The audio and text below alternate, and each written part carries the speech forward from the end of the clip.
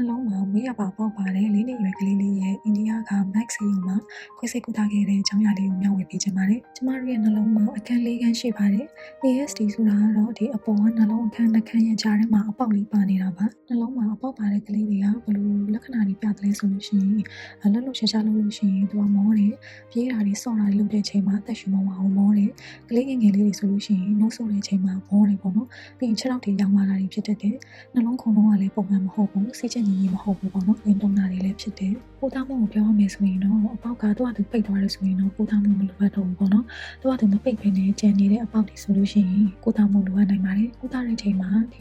သွေးကြောကနေတစ်ဆင့်သွားပြီးတော့မှအပေါက်ကိုပိတ်တာနဲ့ခွဲစိတ်ပြီးတော့မှကုသတာဆိုပြီးတော့မှရှိရပေါ့နော်။အဲ့ဒီမှာကိုယ်ကလေးကဘယ်ဟာနဲ့တင့်တော်မလဲဆိုတာတော့ဒီအပေါက်ရဲ့ size နဲ့အပေါက်ရဲ့နေရာရှိတဲ့နေရာတွေပုံလို့ဒီပါတယ်။အသေးစိတ်ကတော့ဆရာဝန်နဲ့တိုင်ပင်ဆွေးနွေးပြီးမှပဲဘယ်နည်းဟာကိုယ်ကလေးနဲ့အဆင်ပြေမလဲဆိုတာသိနိုင်မှာပဲ။ဒီကလေးလေးဆိုရင်တော့သူကခွဲစိတ်ကုသရပြီးတော့ဆေးရုံကလည်းတစ်ပတ်10ရက်လောက်တက်ပြီးတော့အိန္ဒိယမှာ3ပတ်လောက်ကြာခဲ့ပါတယ်ရှင်။